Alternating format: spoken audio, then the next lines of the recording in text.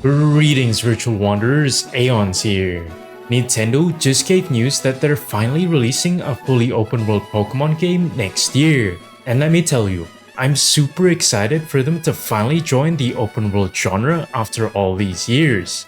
So now might just be the perfect time to make a tier list of all the Pokemon games on the Nintendo Switch. At least for the ones that are open world and a part of the main Pokemon lineup. So there's not gonna be any snapping of photos like in Pokemon Snap here. As always, we'll be tearing them up using our 6 open world aspects. So we're not here for the story, because yeah, some people actually play Pokemon for that.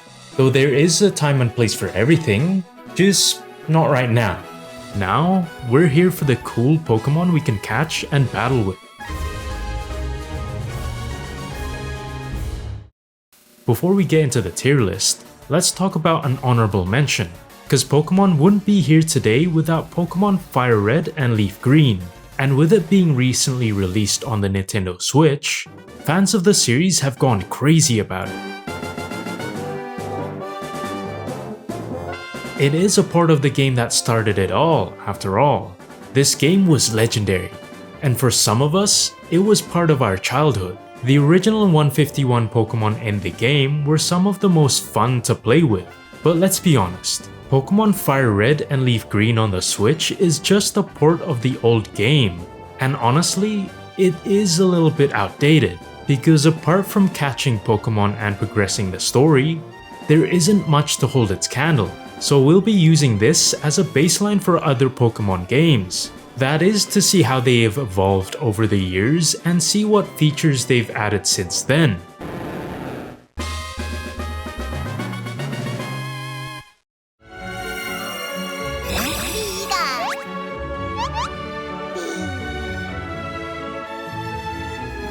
Let's talk about Pokemon Let's Go Eevee and Pikachu. It was the first game released on the Switch. And if you don't know already, it's basically a Pokemon game set in the original Kanto region, with Pokemon Go's Pokeball catching feature.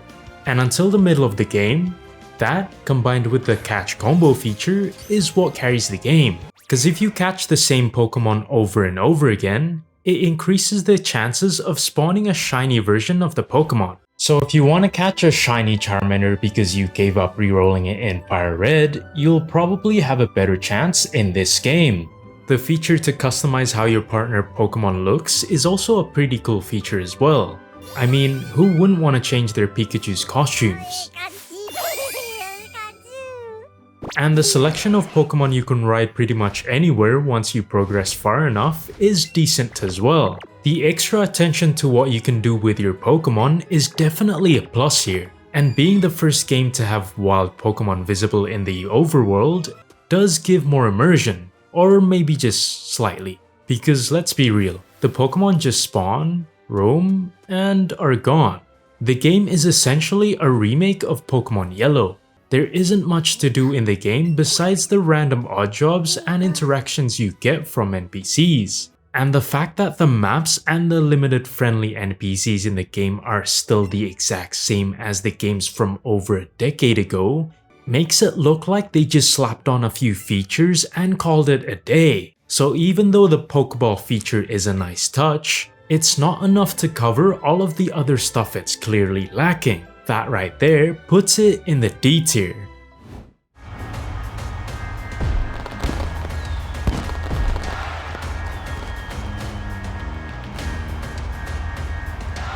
Now we step into the first Pokemon game that introduced wild areas, which is basically a freely roamable area without any of those annoying ledges that won't let you jump over. That game is Pokemon Sword and Shield, and for me, the addition of this wild area was the right step into the open world genre, because Pokemon decided to keep building on this in their newer entries. Pokemon Sword and Shield is the pioneer and bridge between the old Pokemon and new Pokemon games, and that makes it all the more unique.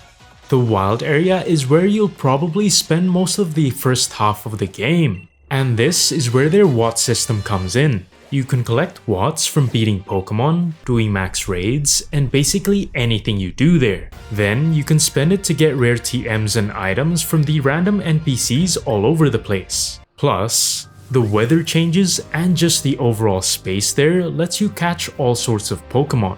Now the game does have something called Dynamaxing Pokemon, and it is an okay feature, but it looks like they added it just for the sake of the game having a gimmick.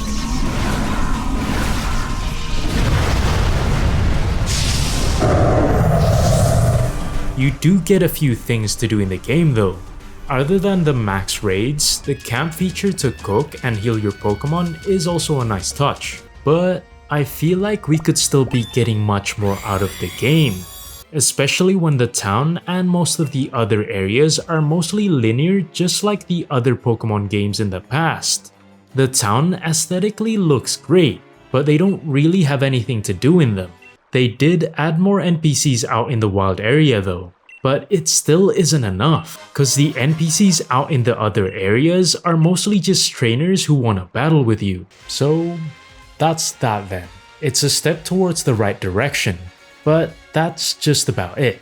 We need to see more from the series, and that places Pokemon Sword and Shield in the C tier.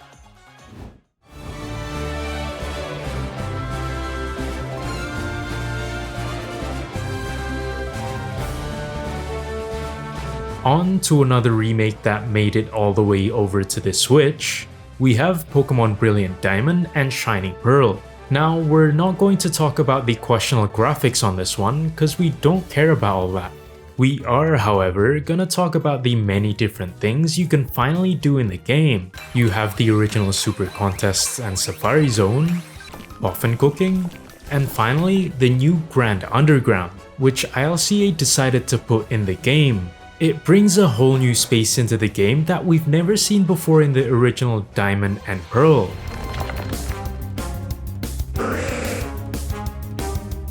You can hunt Pokemon roaming in the wide areas, get new mining collectible statues for your secret base, and the game even unlocks more areas as you progress.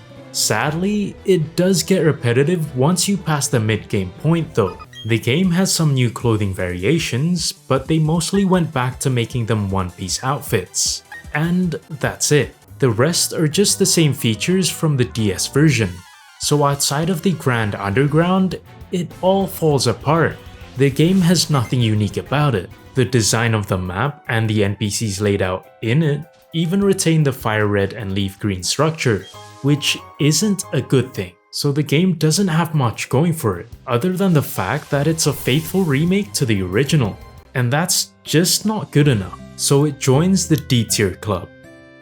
Now, I would like to say that it's a close call between this and Pokemon Let's Go Eevee and Pikachu, but considering that Game Freak didn't even make this one, and how it seems like ILCA didn't even try to sort out the obvious problems from the original, puts it just below its D tier rival.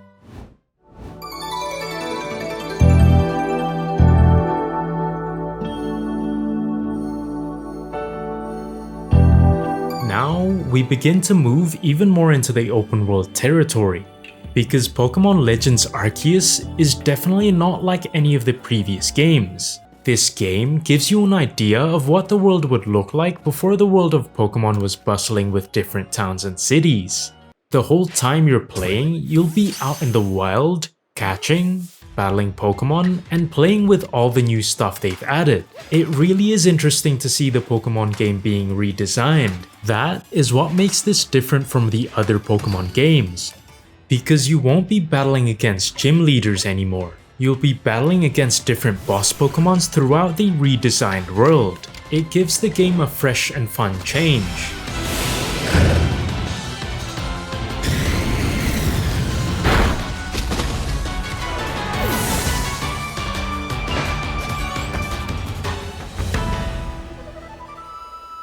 They also added a few more things though. You have a list of research tasks you have to complete for the Pokédex now. And you can also collect materials in the wild while battling Pokemon to craft your own Pokeballs. Especially when there's a mass outbreak of Pokemon going on. You'll keep doing it because you have different ways to catch Pokemon. Whether it's stealth catching or the traditional way, it's stuff like this plus hunting the new Pokemon along the way that keeps your journey fun till the end of the game.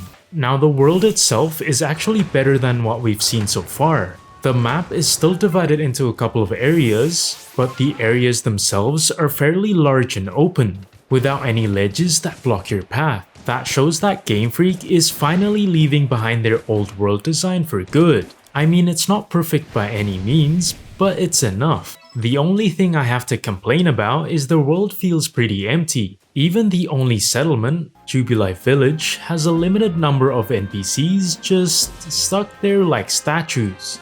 That being said, Pokemon Legends Arceus deserves to be the first B tier on the list. Alright, quick intermission. What do you guys think of the tier list so far? Do you guys agree with the current placements? Or do you feel like changing any of them? Let us know in the comments below. And if you want more banter about open world games in general, head on over to our Discord, link in the description.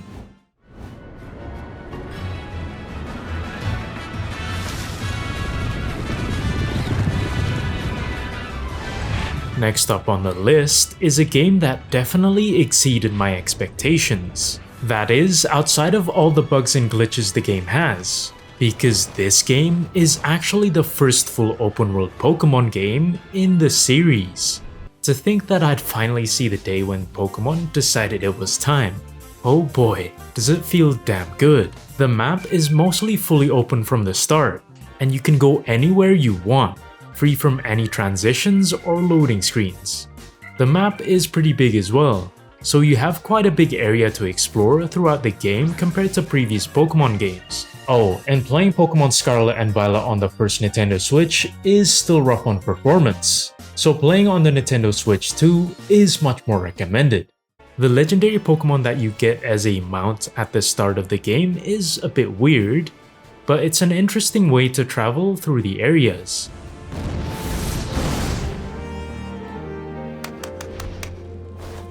Suffice to say, these things put the game on a league of its own, being the pioneer into the genre.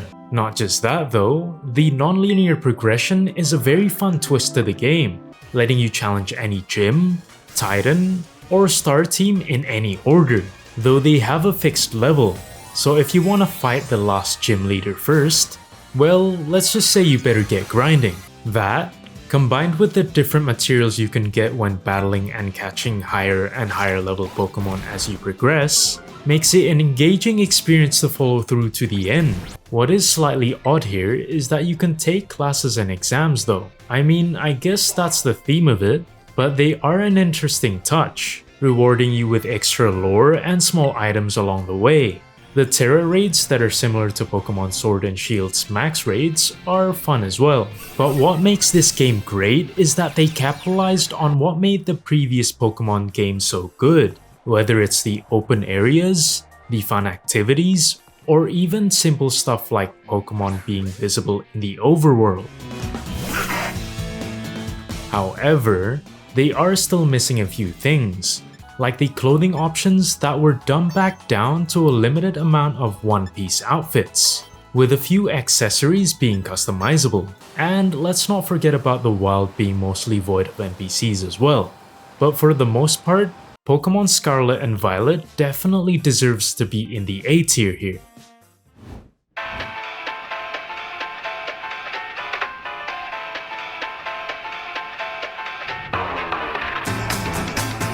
Now last but not least, we have Pokemon Legends ZA, which was a meme for a while, I'm not gonna lie, but it might not be as much of a meme as you think, because they decided to keep Pokemon Scarlet and Violet's open world design.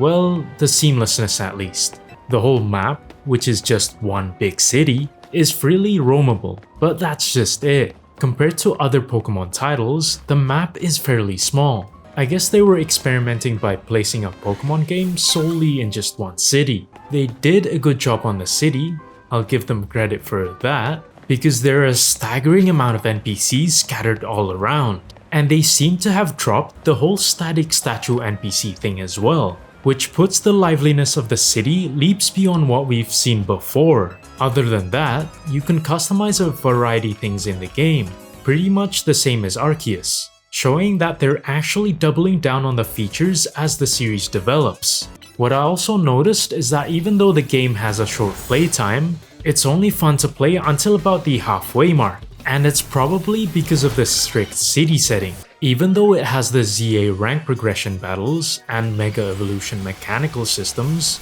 plus the few side tasks like the Pokédex research tasks, it still gets repetitive after a while.